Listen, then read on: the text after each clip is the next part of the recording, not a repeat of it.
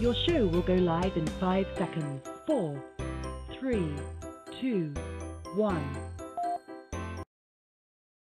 Broadcasting live. It's America's longest running talk show on computers. It's Computer America, bringing you the biggest names in technology with guest interviews, new products, and your emails. Listen live at computeramerica.com on any device around the world.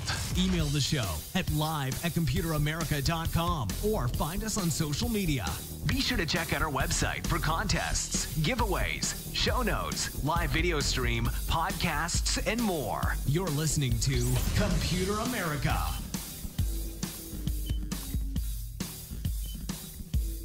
Hello and welcome into the Computer America Show. We are the nation's longest running talk show on computers and technology. And thank you for joining us as we get things started here on a more subdued and relaxed Friday.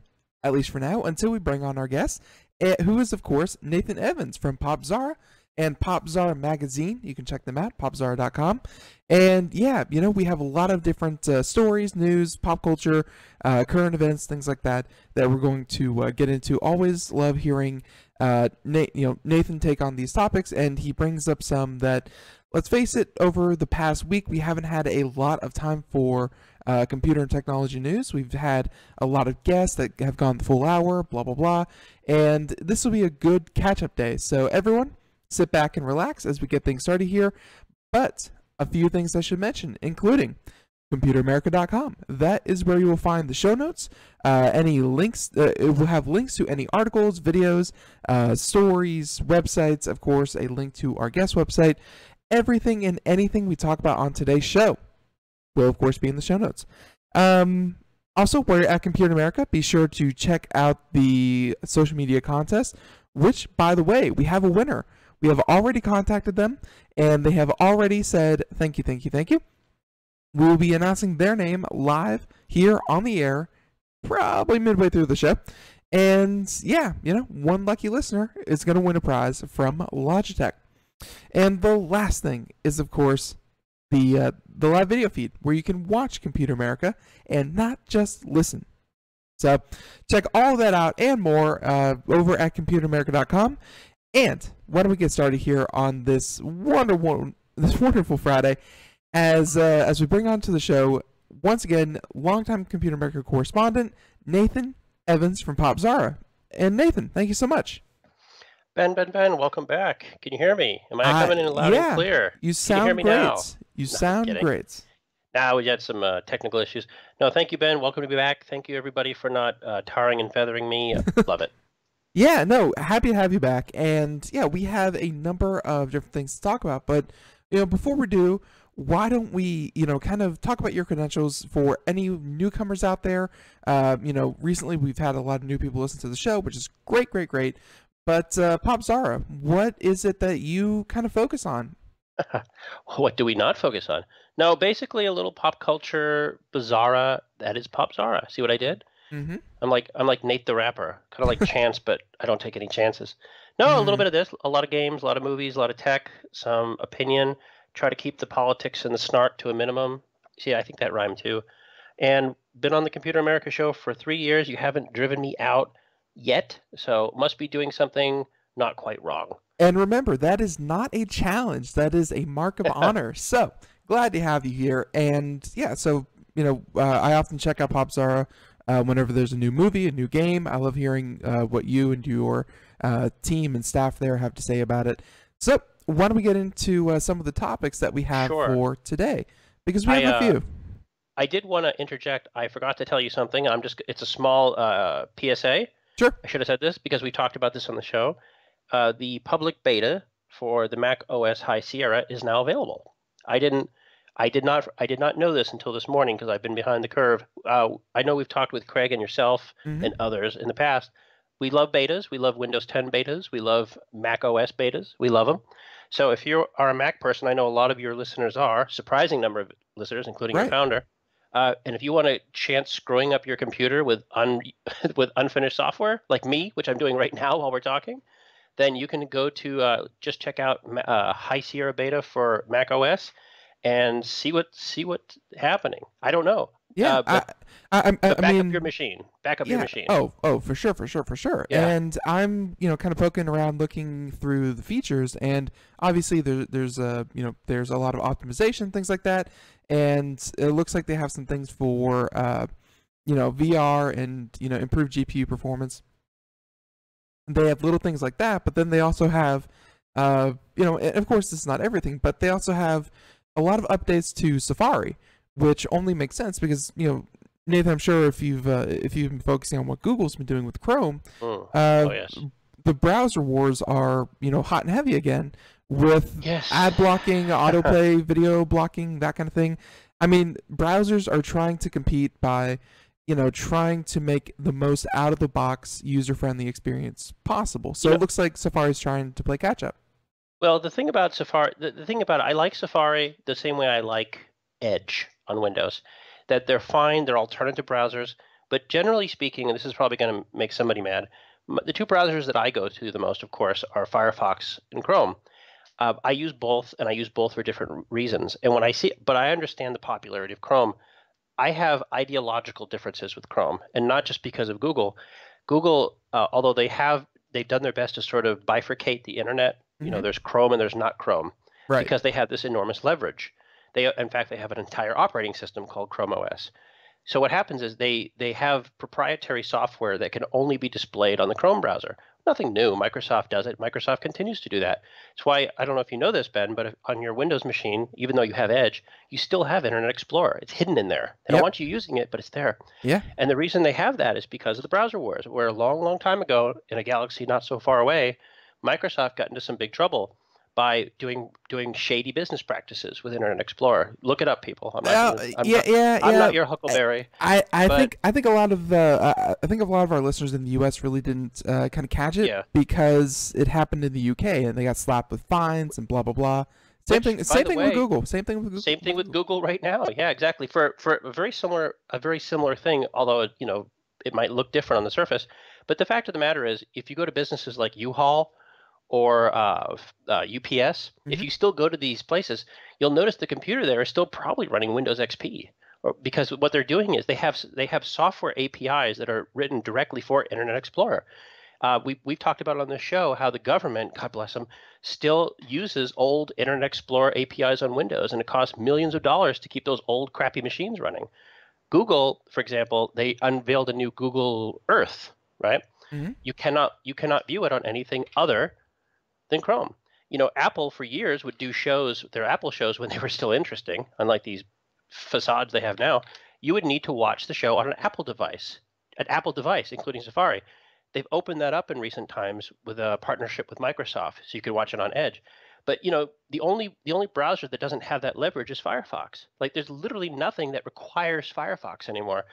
And the reason I use Firefox, even though people tell me it's crap, it's because it has so much integration with plugins. Now, Chrome has this too.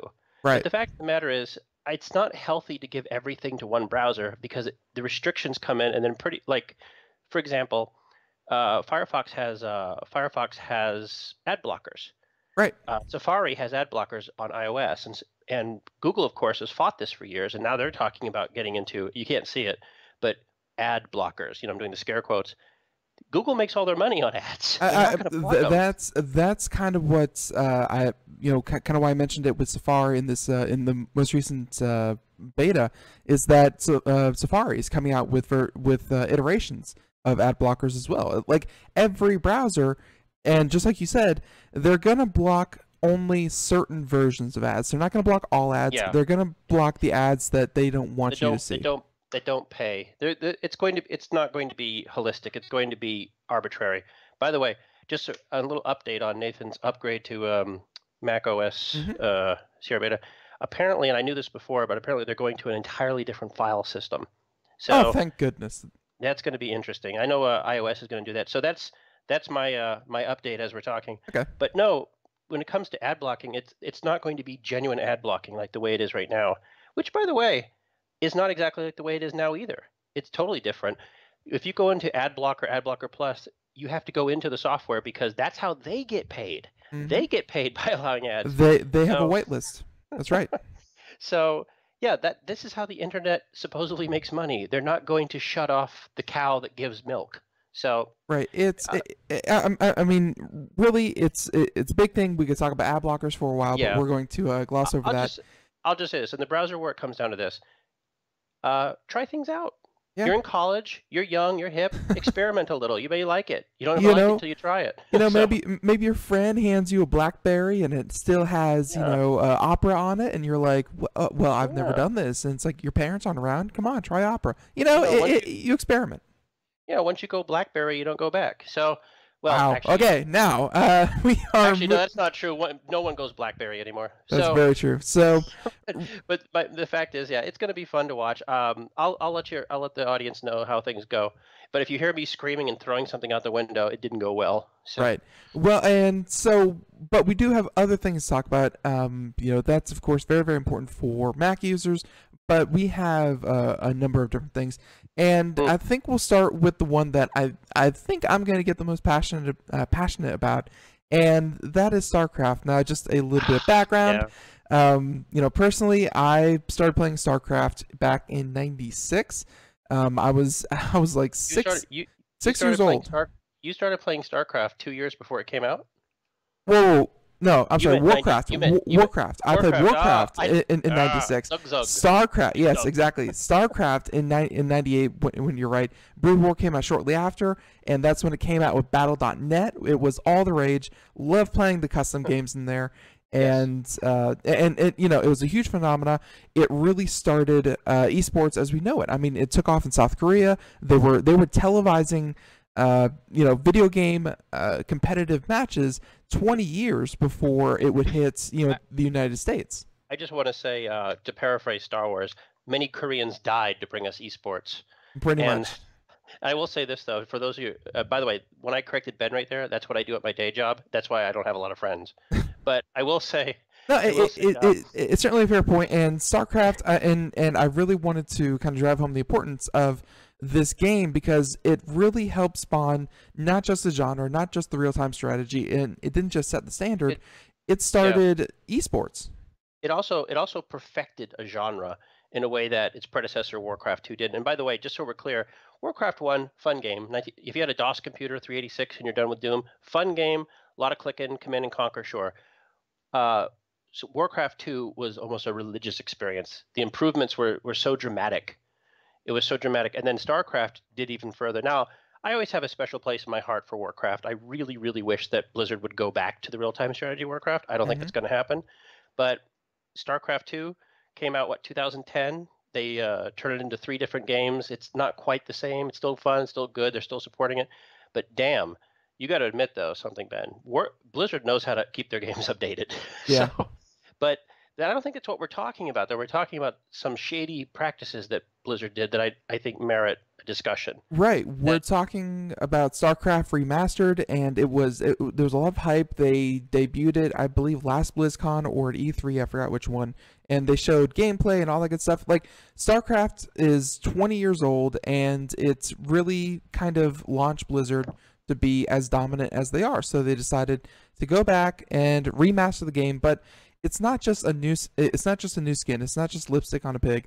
It is, a complete ground up recoding, as they said, with all the old bugs and everything, but everything looks better. But everything plays the same. It's supposedly. It's going to be it's supposed to be coming out in August. It's supposed to be a 4K upgrade. Now, what they did, they allowed people to download the original game for free. Mm-hmm. And the implication was, and to be fair to Blizzard, I'm not sure if they explicitly said it was going to be free, but they didn't explicitly say it was not going to be. The assumption everybody and their brothers had was that it was going to be a free 4K upgrade, sort of a celebration. And of course, they announced today in this big long-winded PR. Now, Blizzard, we love you. You support Popzara. We're not going to hold it against you. A little shady though, a little shade.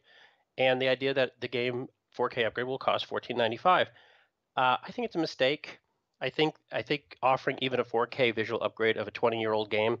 See, Microsoft does this too. Similarly, Microsoft bought a company in the 90s called Ensemble Studios, who, by the way, made the other great real-time strategy game, Age of Empires 2, which has its own long and noble history, or ignoble, because the way Microsoft treated that company was, again, shady. Mm-hmm. They are going to re-release Age of Empires 4K as well.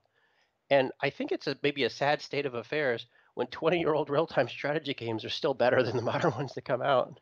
But such as things. So it's going to be interesting. What do you think? Are you going to buy it for $14.95 or are you going to pass? You know, I played a lot of the old one. I have to wait and see about the custom, because like really what made it for me was Brood War. You could have custom games, and I remember people having to download every individual map that you wanted to play together. Of course, everyone had 56K modems, so you would get kicked if you didn't download it beforehand and you tried to come into a new room and download it there. You would get kicked. They didn't want to play with you. You're slow, whatever. Just to reiterate, this game was so influential. I forgot to say this, that the whole subgenre Dota stands for Defense of the Ancients, which is based on a StarCraft mod. I mean, everything. Yeah, StarCraft is there. Defense of the Ancients was based on Warcraft, but I think it got inspiration from a StarCraft mod as well. You know, before that. But hey, if you're allowed to screw up, so am I. So there we go.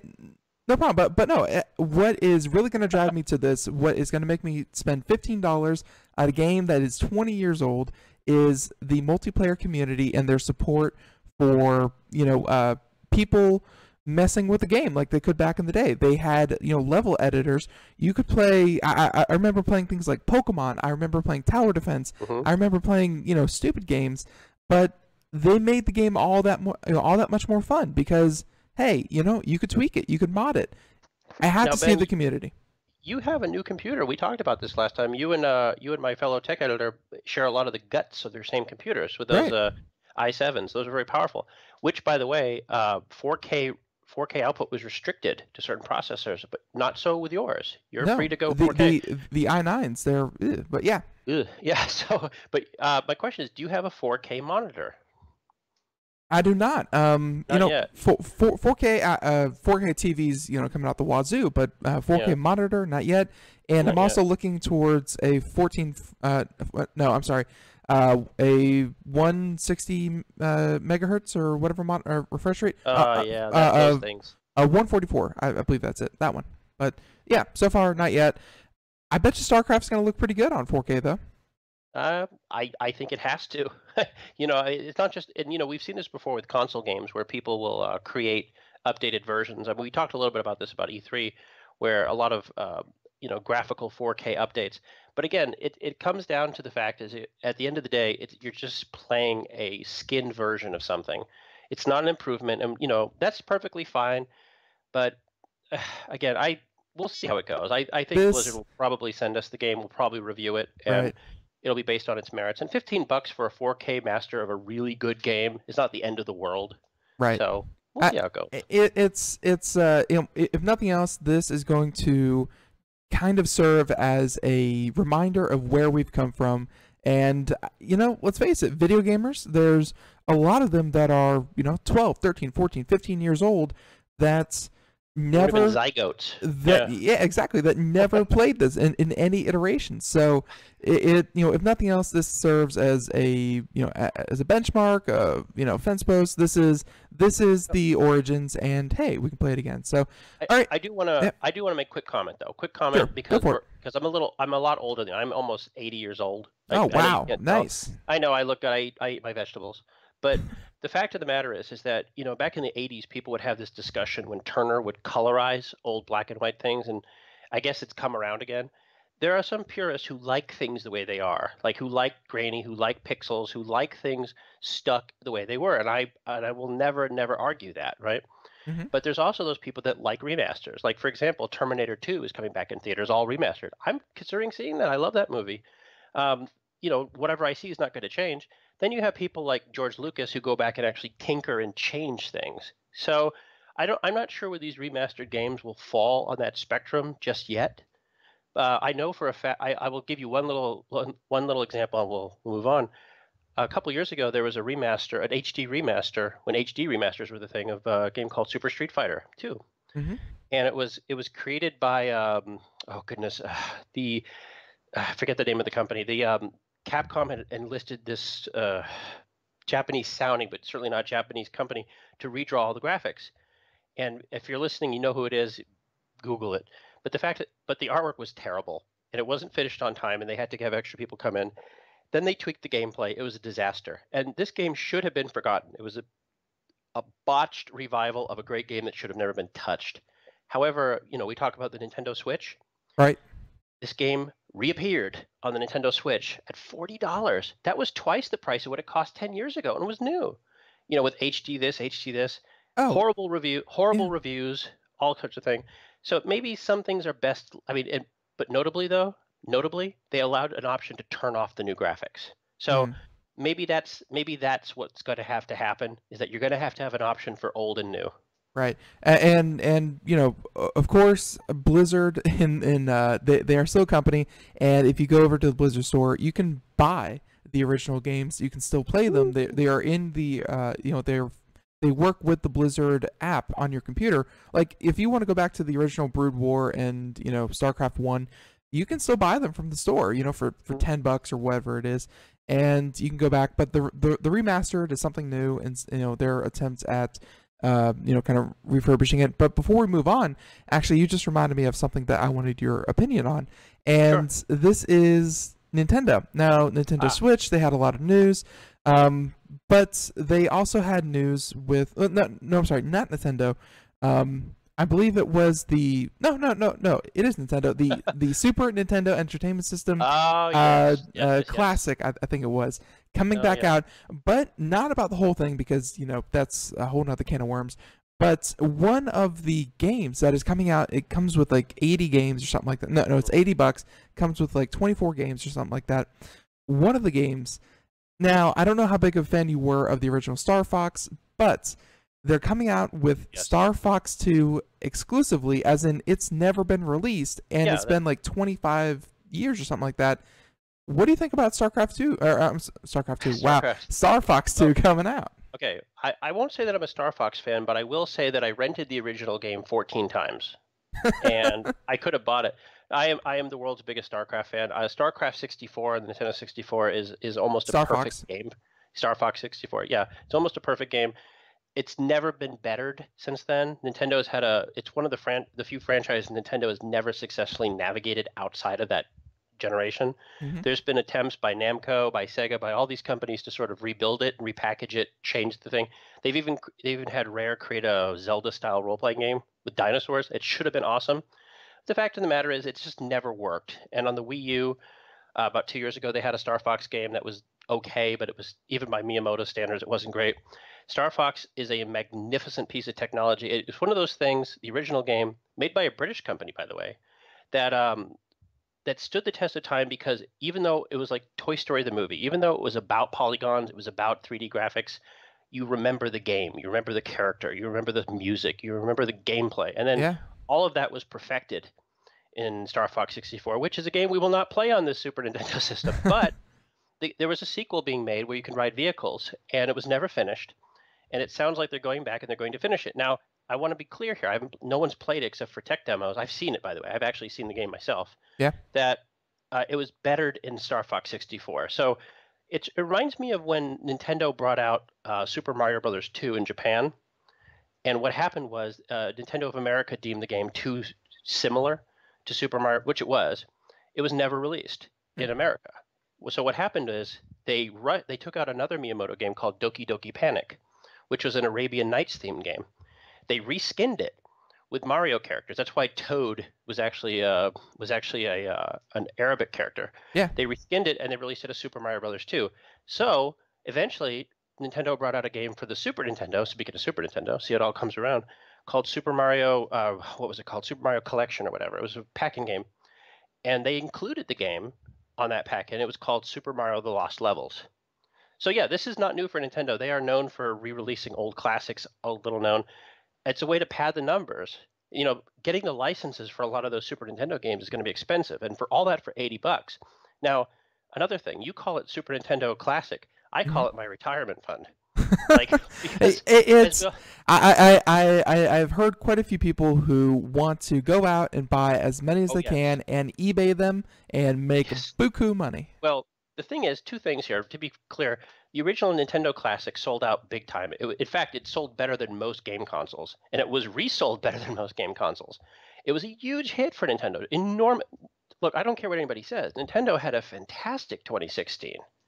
Fantastic, better than any game company in recent memory. And that's going to continue. That seems like it's continuing this year. And so this is something we all want. But the other part is, you know, you have these people say, oh, you have an emulator, which is technically stealing, but it's on your PC. You got to get Xbox controller. This is a good approximation of the old stuff in your living room. You cannot put a Super Famicom, or excuse me, Super Nintendo on your television, on your HD display. It won't work without converters. The converter box alone would cost you more money to get an inferior experience. And I know for a fact that people hack these things so they can add more ROMs to it. I haven't actually played the Nintendo Classic. I have friends who did. But what I've seen of it, Nintendo did a masterful job of bringing these 8-bit games to the HD realm. Right. And I have no doubt that they're going to continue that with the Super Nintendo Classic. Super Nintendo, one of my favorite game systems of all time. Tons and tons and tons of amazing games that hold up the test of time. I have an editor, Nia, on Popzara, who I'm training. Nia, hi, how you out there? She's listening. She's listening. Right. She's too young to remember the Super Nintendo, so when we do training, we go back and we make her play old Super Nintendo games. And Nia, you are hilarious to watch because you're so terrible. But you know what? She's having fun playing because she's never played these things. Right. And it's fun to watch them. It's almost like I'm a father figure in the fact that this is stuff that you remember growing up, and it holds up. There's games that hold up. Super Mario World, Yoshi's Island, Star Fox, you know, tons and tons of stuff. ActRaiser, Yeah. Super Mario Kart, you know, It's amazing. Great system. Right. It's going to carry over, and I'm sure in, you know, maybe next year or the year after, the big one, you know, again, at least for me, because 64? yes, Nintendo 64, that was my first console. You can still buy them on Craigslist for like $20. You know, they're still out there. But you know what though? There's not going to be a lot of games on it because God bless, we love the Nintendo 64, but it's not a console known for its breadth of games. It's known for a handful of awesome classics. Yeah, it's mostly known for it's Star Fox 64, like you said. It's known for its Tony Hawk Pro Skater. It's known for, you know, Pokemon. A few. The big problem though, is you have to consider is that Nintendo owned Rare back in the 90s, right? They own it. In fact, a lot of the goodness that you get from Rare, which was of course GoldenEye 64, Banjo-Kazooie, Donkey Kong 64, Jet Force Gemini, all these classic games. Nintendo doesn't own Rare anymore. Microsoft does. Now, Microsoft and Nintendo have been very, very chummy. It's been very, very curious. And I would say look for maybe more from that relationship. I don't know if you've heard about it, but Minecraft will be cross-platform between Nintendo and Microsoft platforms. Did you hear about this? No. Yeah, in fact, it'll be cross-platform for everything but Sony. You know, Minecraft has been hugely successful on Nintendo products, and Microsoft owns it, and Microsoft has put other products on Nintendo. It would not surprise me at all if there's something going on. That being said, maybe Microsoft will lend Nintendo the Rare games to put on their console. That would be wonderful. Yeah. But I don't. We'll see how it goes. But for now, excuse me, I got to go do some pre-orders to buy some Nintendo Classics. It's one of those things that the consoles, if you can get your hands on them, Nintendo is notorious for that. They just unfortunately don't make a lot of consoles that start. You know, they slowly trickle it out, and it may be a few months even after the launch date before you can finally even see one in the wild. I will say this. Sometimes I get this great idea that I'm going to invest in toys or whatever, and I'll go and I'll buy an action figure. Oh, this will go away. What I always end up doing, I always end up opening and playing with it. So it's like I had this Optimus Prime. Oh, this is going to be worth money someday. 3 days later, it was on my desk. You know, so I'll buy a Super Nintendo Classic, thinking I'm going to resell it. It'll be on my TV. It won't last. I can't help myself. Right. So, that's why I buy 20 of them, and then hopefully, you know, you take your frustration out on one of them. But all right, let's see. We have time to just kind of tease and announce what we're going to do next here. You know, we have about all of 40 seconds. So, which one of these did you kind of want to jump into? Because obviously, if you go check out the show notes at computeramerica.com, we're not going to get to all of these. So, which one did you want to kind of poke into next? Well, there's a lot of flamethrowers on this list today. I guess let's talk about Uber real quick because that's an easy one. Sure. All right. So when we come back, and the music means, we'll come right back. with Uber, and how they've had a lot of bad publicity, but at the same time you have to realize multinational corporation, billions of dollars, and now 5 billion rides. So we'll come back and talk about Uber and just where they're going, what they've done, and hey, if they're going to keep going the way that they go. So everyone, we'll be right back, Computer America, just after this. We are all Brother Wolf. 10 years ago, a group of locals banded together to create positive change. We took animals into our homes, held adoption events at local retailers, and talked to the community about our mission to help build a no-kill Asheville. A decade later, we have achieved so many victories for animals in need. There's been so much progress, yet there's still so much to do. As part of our year-long celebration, we encourage you to become a member of our special Compassionate Circle program. With a monthly donation of $10 or more, you will have behind-the-scenes access to the work we are doing at Brother Wolf. Our goal is to reach 1,000 members because we receive no government funding. Working together, we can help build and sustain no-kill communities. Learn more at compassionatecircle.bwar.org. We are a 501c3 tax-deductible organization.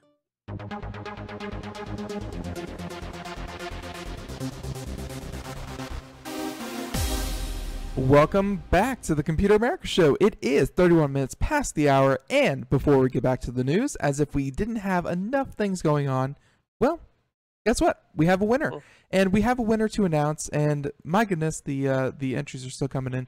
But that's okay, because you know what? The contest is still going on for at least another couple of weeks. So don't be afraid.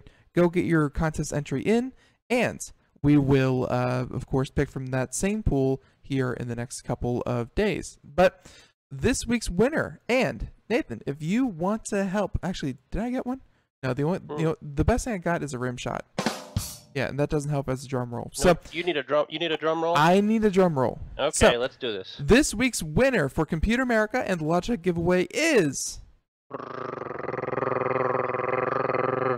terrible. But this week's winner is What do you expect? right. No. It was good. So this week's winner is Mr. Tim Cross. There we go. Tim Cross. He listens to us in Westminster, Massachusetts.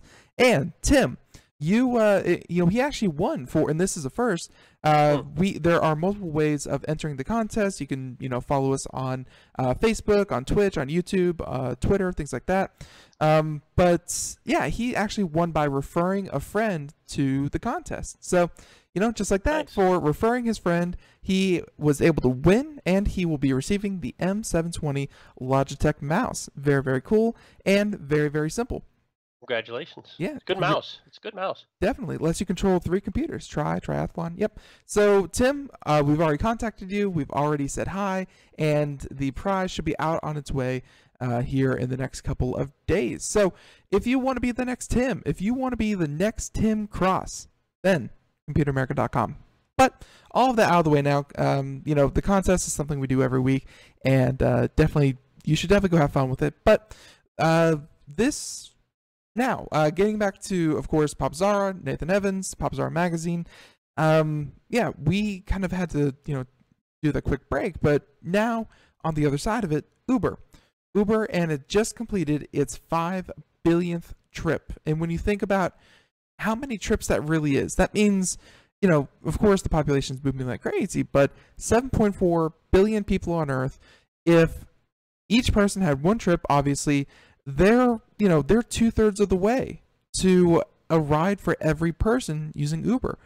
It's an incredible amount of trips. And, Nathan, you kind of chose this article, but it's an amazing amount of trips for the amount of bad publicity that they've been getting. Because you'd think if you just listen to headlines, Uber was, swirling the drain. You'd think that they were in shambles. Uber's still going strong. Yeah, you can always, Nathan's rule of the internet is don't always believe what you read or hear.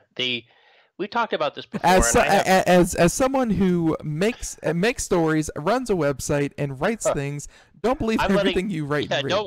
Look. You really think there's a dinosaur working for Popzara? If you do, please send me a check with no self-addressed stamped envelope, and I will be sure to deposit in Spiffy's account. Trust me. Okay. But the fact is, it's more impressive when you consider when Uber started, which is only about 5 years ago. And here's the truth. I have no game in this game. I have no player. Uber, Lyft, all this stuff. I think crowdfunding, I think ride sharing is fantastic. I just had this conversation the other day with someone. Ride sharing has helped see a lot of people through the recession. And the idea, like no one ever went outside and said, you know what, I really like the way taxis work. They never show up. The guy smells, robs me, overruns the meter. Don't know. I have to call a number. They said they might be there in 40 minutes. This is perfect. This system's flawless. No one ever said that. Somebody said, you know what, you got a phone, you got an app, boom. Hey, you know what, we'll pay you to do it. It's the eBay of ride sharing. Now, here's the thing. Is the guy, Travis, whatever his name is he a douchebag? Yeah, probably. Most Silicon Valley people are douchebags. Most of them are. There's very few ones that are nice. But here's the thing. He went out and did it. You could be all jealous. You could be all jelly, as the kids say. But the fact of the matter, he did it. Other things have sprung out, been wildly successful. Now, I've said this before. It's not a conspiracy. The vast majority of tech media, the ones that actually care about this stuff, are not run on advertising. They're run on venture capitalism. And venture capitalism usually has its hands and its money in lots of different pockets. A lot of those people invest in Lyft, an alternative. A lot of them invest in Uber. So when you have venture capitalism-backed journalists who are almost indebted to talk negatively about the competition, which could be considered collusion and could be some sort of conspiracy, then you get tons and tons and tons and tons of stories about Uber, which would reflect in its stock, which would reflect in its performance on the markets. But at the end of the day, Uber doesn't make much money because it's a Silicon Valley company, and most of those companies don't make any money. It's a good product, but they've been fighting everything. They've had uphill battles. They've been fighting unions, taxi unions, local cities.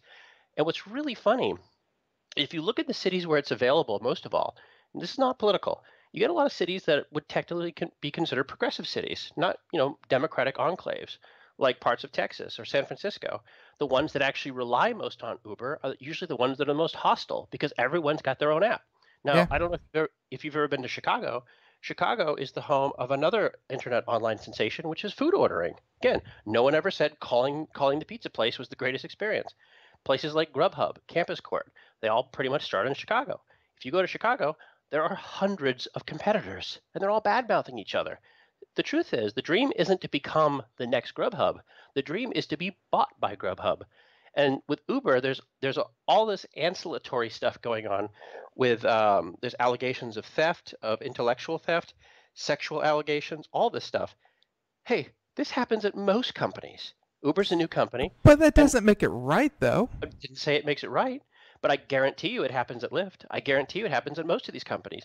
These are a bunch of entitled, rich kids who have never owned a business in their life, who get together, and you're giving them billions of dollars to play with. Of course there's going to be malfeasance because it needs to be structured. I will say was the same way. Yeah, I will say that this is probably more indicative of the culture of not just Uber, but if it's that pervasive through a multi-billion-dollar company with tons of employees, this is more about the programming culture, Silicon Valley culture, and that, let's face it, white males in their mid-20s, early 30s, or early 40s.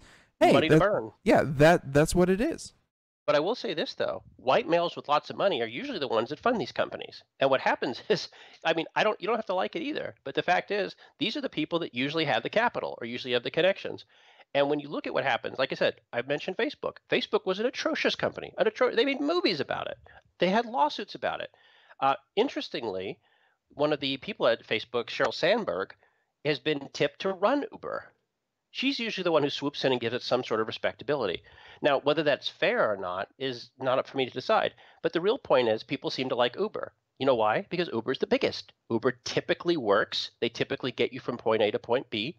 I don't think that Uber is liked the most. And, just to be fair, I think Uber is, just like you said, they're the biggest. And this is kind of like when ladies, I just started my dating apps again, but this is kind of like things with date. Swipe left, ladies. Swipe left. Swipe left, ladies. But no, ouch. But no, they, yeah, but it's just like dating apps and anything else that really depends on the community, especially things like Uber. That hey, you want available rides and you want them, without surcharging and things like that.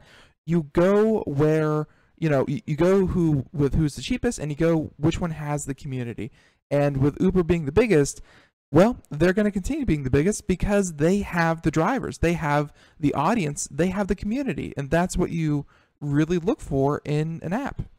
Exactly. But the other thing is they're the biggest now, right? Like MySpace was the biggest at one point. Yahoo is the biggest at one point. If they were really that bad, like people love to poo-poo Google. I love to poo-poo Google. I love to poo-poo Amazon. But at the end of the day, I order my stuff through Amazon, and I use my services through Google. They're bad, but they're the best.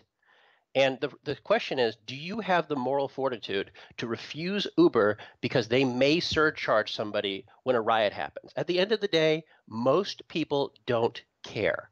At the end of the day, McDonald's is mistreating animals. Most people don't care. Google is stealing your information. Most people don't care. And this is the part about Silicon Valley and about tech journalism and about this. It's an incestual relationship where most people think, oh my God, Uber, the CEO said this. Really? A CEO said something nasty? My goodness, that's never happened before. I think I'll just erase the app and use something that's inferior and pay more. Said no one ever. I mean, this is not the last time, like you said. This is not the first time, and it's probably, in my mind, it's going to work out something like Chick-fil-A. I mean, they're in my mind. I think in a lot of people's minds, regardless of how you come down on the issue, Chick-fil-A is now associated with gay rights and things like that. Their chicken sandwiches, which are delicious and awesome, and I eat them all the time, because I don't bring, political issues into my food, into my diet. But, Chick-fil-A is forever associated with a political issue. I think Uber will be forever associated with, that culture until they fix it. Well, the thing about it, though, is that the prevalence of social media has allowed everything to become a stigma, right? And it's called this is the way we do it in journalism too, or the way bad journalists do. If something let's say we're talking about Computer America, and there was a controversy that Computer America, was only giving out 3 winners of Logitech mice instead of 4, right? Mm-hmm. And so if somebody were to talk about Computer America, and you guys announce that you have 10 billion listeners, which is awesome, they'd have to mention the scandal. You understand? It would be like trolling for fish. You'd have to mention every little piece of news because every little piece of news merits a clickback, which is more traffic. That's right. The way journalism is now. You leave a sticky trail of slime no matter what you do. Uber could be run by the Pope. The Pope could step down and run Uber and give free rides to everybody under the age of 40 who's poor, and they would win a Nobel Prize for magnificence, and people would still talk about the CEO's sexcapades. You're never going to run past it. We have people talking about Nazi interference with IBM. We have people talking about anti-Semitism with Ford. We have people talking about misogyny with Disney. I'm sorry. If that's how you gauge your life, by being that pathetic, grow up. Companies change. People change. People die. You hold everybody accountable for what happened in the past. You're not smart. You're not clever. And Stop it. I think and by the way, tough words. I like it, but I think one of the reasons that there's that little bit of animosity towards Uber, and by the way, I've sensed it heard it from Uber drivers themselves, who actually told me, I've hired Uber drivers and they've, turned to me, in their car and said, you should really use the Lyft app. Uber's terrible in their corporate structure. Yeah, blah, blah, blah. I've heard this too. It's a real thing, but it's. I had a point. But they're still driving Uber. They are. They're talking bad about their company, but they're not giving it up because it's good money. By the way, little full disclosure: I have staff on Popzara who have maintained their economic viability via Uber during the crisis. By the way, writers at websites have 2 jobs most of the time, most of them. So, but the fact is, does this person like Uber? Not particularly. But he also does Lyft. Does he like Lyft? Not particularly. But you know what happens though? Lyft comes out. Uber doesn't allow tips. Lyft allows tips. Lyft talks about how you could tip the driver. Guess what Uber announced last week? They came out with a slew of, and really this was to kind of turn the narrative, like you said. But of course, every article that I read about the changes that Uber made, which, by the way, included things like shorter wait time. So like you can cancel a ride after 3 minutes instead of 5 minutes. You actually get paid for an X amount of distance driving to the person, which was a huge thing because Uber drivers, they didn't get paid for for driving to a person, and it kind of wasted time and wasted gas and cost them money. They guaranteed X amount of minimum wage to drivers. If they use the app and they log on and they're driving, they guaranteed them like $5.65 or something like that an hour. It's a good change. They did a lot of really good changes, but like you said, every article I read on it, the last two paragraphs were this coming after the fact of the of the scandals, of the yelling of the Uber CEO. All of them did have that, as you call it, the sticky trail of controversy. You know what it is, though? It's also, I call it the Woodward and Bernstein effect. It's the idea that everybody wants to be the journalist that brings down a company. Like, if you go to most tech blogs, they'll talk about how bad Comcast is till the cows come home. Comcast is terrible. Comcast. Stories about Comcast. Guess who owns Comcast? Or NBC. Who's the rival? And that's the thing. There's no such thing as journalistic integrity anymore, where they have to reveal sources and say, our parent company is such. You see this once in a while, but generally speaking, it's cool to bully the company you don't like. All this bad news about Comcast, guess what? Comcast number one. That's the thing. If you talk to most people of Comcast, most people probably like it, because they're not trying to find the one thing that niggles them so much that they just can't stop bleeping about it. Look, I'm not trying to say Comcast is great. I'm not trying to say Uber is great. I'm not trying to say they stink. I'm just trying to say that I've taken Uber. I've given Uber rides to people. It's helped in my life, and it's helped my staff's life. And if they're really that terrible, he wouldn't be working there. The fact of the matter is, he does. Just like that Uber driver you talked to. Oh, go to Lyft. Well, you go to Lyft. Take your own advice. Yeah. You won't. It's good money. It's the only way to really turn what you just said, because a lot of people do it as a second job. No, like, I've only met a few people that actually do it full time as they are strictly Lyft and Uber drivers. A lot of cab drivers have gone over as well. That's what happened in Vegas when I was bummed around that. What's funny though? I'll just give you my last thought on Uber. Okay, my last thought. Last one is that I've always wondered why Uber didn't become more proactive with taxi cabs instead of fighting them, because you notice that every time you see a new technology emerge, like eBay, like there's all these attempts by brick and mortar stores to bring it down because it's competition. And eventually they join the chorus. They join up. I've always wondered why Uber never, and Uber, if you're listening, call me. Like, they didn't say, why don't we empower taxi drivers? Why don't we sell Uber service to taxis and allow taxis to do what we do? Unions. Yeah, exactly. And no offense, I'm not trying to be political about this, but unions are built on keeping, ironically, unions are the most conservative groups out there. They want to keep things the way they are. And the idea is that you could empower your drivers to make more money, be competitive with this emerging technology, and most importantly, have improved customer satisfaction. Again, no one ever said the taxi experience was sublime. No one ever said that. And no one has ever said that every union is like every other union. It really is a case by case basis. This is just one that's where the taxi union and taxis in general are an older, decaying service compared to ride sharing, which it's all going to be moot as soon as we have self-driving cars and people own fleets of self-driving cars, and you don't even own a car anymore. You just hit a button and you get access to a car. That is, it's the future. I'm not a Luddite. I'm not a Luddite, Ben. Eventually it's coming, but I did want to say that because I did want to kind of move on. But real quick, and I know you're not going to be able to hear this, but everyone else. 1 second. Wait. There we go. All right, there's the drum roll. Pretty tinny, but the drum roll is, and a cymbal crash. Very cool. So, I just got news. I just got word about 20 minutes ago. So, actually during the show, I was checking my email, and Computer America was just approved to head on out to iHeartRadio. It's been pending for a while now. So, Computer America will be coming to iHeartRadio. Hopefully by next Monday, we will start broadcasting there. Wait. You mean Computer America, that top-ranked radio show with the controversy of only giving out so many things. Yes, that one. Trail of slime. The ever the ever popular Computer America. But yeah, so we've been trying to hunt that down, and we've actually been in limbo for like 2 months. And our service that we use, they actually sent us a rejection letter like 2 days ago, and they're like, you've been rejected from iHeartRadio, and we're like, why is that? And under the reasons they put, we're switching over to a new format, and you need to resubmit your show. I'm like, thanks for keeping us in the dark for 3 months, but that was great. So iHeartRadio, Computer America, we'll put a link up on our website. You can check out the podcast section. And, of course, with iHeartRadio, it's one of the most popular apps out there, and you should definitely, our goal was to kind of bring Computer America, instead of saying, hey, head on over to our website, download it from us, be it through us. We want Computer America to be wherever you are, wherever you're listening. So this is another step in that direction. So just wanted to announce that. Very, very happy. And Computer America on iHeartRadio coming soon. That is good. I like that. Definitely. So, all right.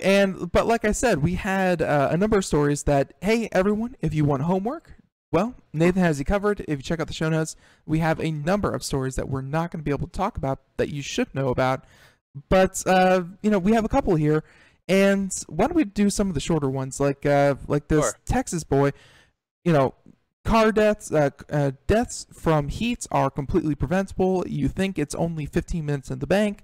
The line is a little bit longer. It takes 25 minutes. You come out, and the child that you had in the back seat passes out due to heat exhaustion. Happens every year. Totally preventable. Sad when it happens.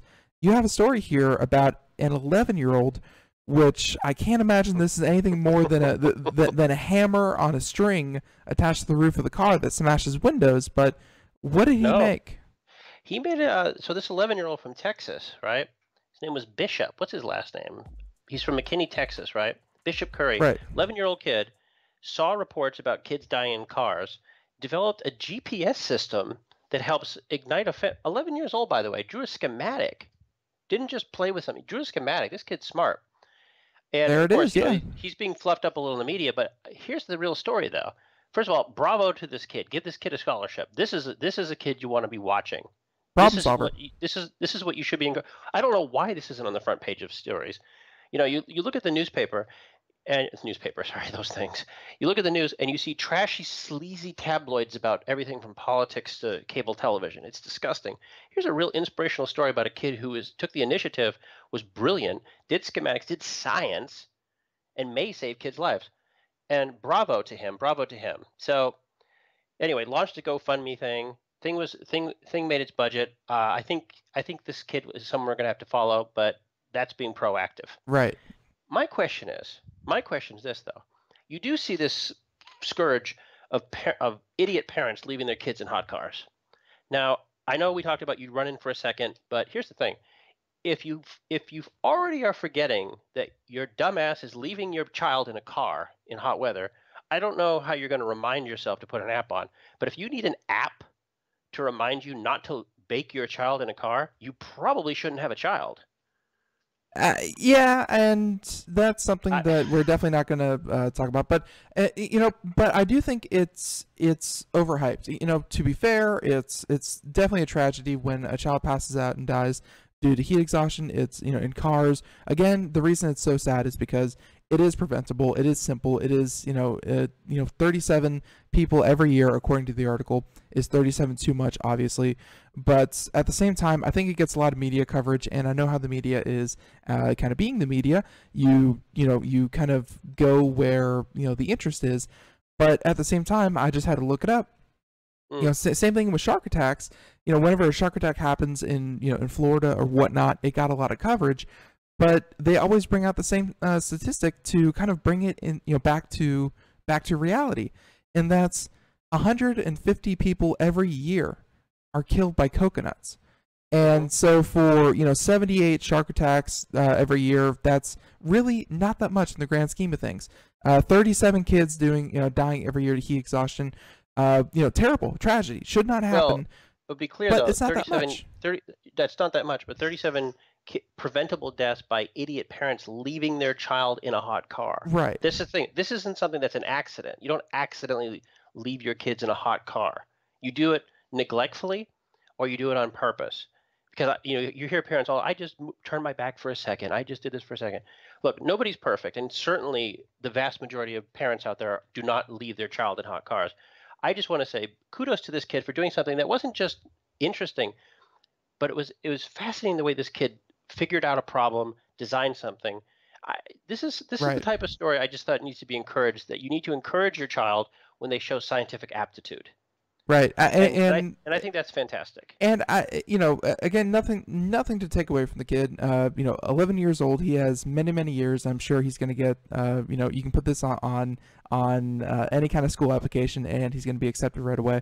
But I'm also interested into who his parents are, because whenever I find stories like this, and whenever I see stories like this, it's like that one girl who got a scholarship and all that good stuff because she invented a new way to detect a certain kind of disease, and that said, oh, by the way, her dad is part of is the head of the CDC, the Center for Disease Control, and blah blah blah. Like, they usually come from backgrounds that they already have an aptitude. They already have a parent who is kind of nudging them along the way in the field, right?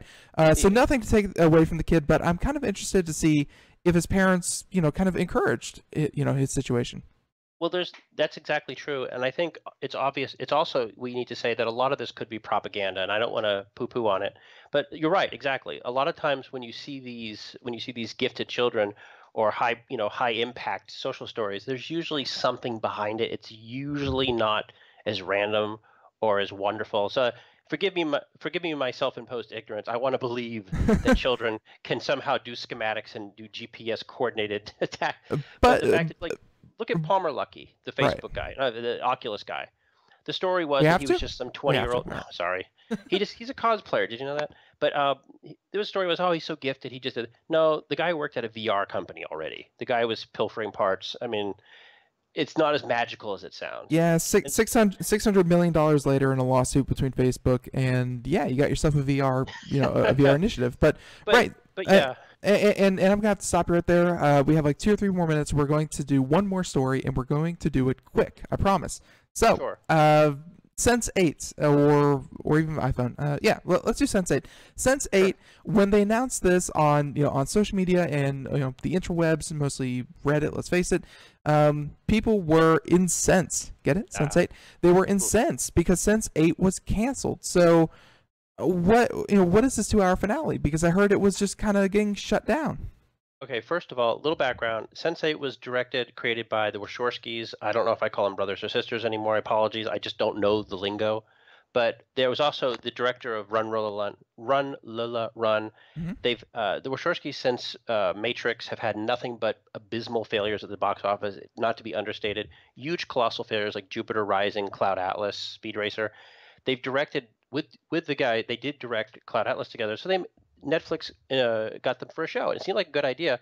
The show leans heavily on sci-fi dystopia, on lesbian, gay, transgender issues, things like this. It's also one of the most expensive TV shows ever made, and I think when it came out, what the budget was, I mean, the show was more expensive than Game of Thrones. Yeah. And when you have a show that's more expensive than Game of Thrones, that's getting no viewers or a paltry amount of viewers, you have to do risk analysis. And Netflix has been pretty good about being progressive on all issues. They've also been very progressive on just putting new stuff online that you'd never seen before. So you can't say they didn't give this show a chance. The problem is, despite the fact that people on Twitter outraged, there weren't enough of them watching it. And so they canceled it, and outrage happened. And there's been cases where people do outrage and petitions and shows come back. I mean, how many shows have you seen that have been canceled that have come back entirely, like Futurama? Futurama, right? Yeah. Yeah, tons of stuff. Dallas, but the fact of the matter is the show just wasn't that popular. So to Netflix's credit, they've decided to give the fans a reprieve. I also think it's a chance to test it. Now, remember, Netflix made their bread and butter on basically picking up old discarded Nathan, shows. I'm gonna have to stop you there. We tried to. Right. Sense8 coming out, I don't know. If you like the show, it's come back. Right. So yeah, we definitely tried to bite off more than we could chew on that last story. But in like 30 seconds, tell everyone where they can go to hear more of course, your thoughts, your staff's thoughts, and your writings. Sure. Okay, real quick. Popzara.com if you like clean, wholesome entertainment with a bite and twist of lemon. If you want to hear more political 60 stuff, I'm also a seconds. host of a podcast called Safe Spaces Podcast. Please don't ban me again, Twitter. And by the way, little update. Mac OS Sierra High update installed. My computer has not crashed. Seems to be working. Very So cool. there's an update. All right, so everyone, one last time, Popzara Magazine. We have a link in the show notes, popzara.com, for all of you who want to go directly there. But Nathan, thank you so much. Can't wait to have you on next month. We should do this again. He says that now. I know. Have a good weekend, everybody. Thank you, Ben. Everyone, have a great weekend. And hey, I hope you enjoyed today's show. We will be back Monday, and of course, hey, maybe even on iHeartRadio. Everyone, have a great weekend. Bye-bye. Bye-bye.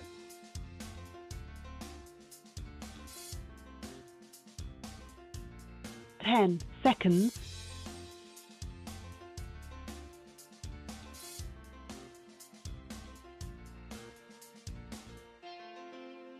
Hello?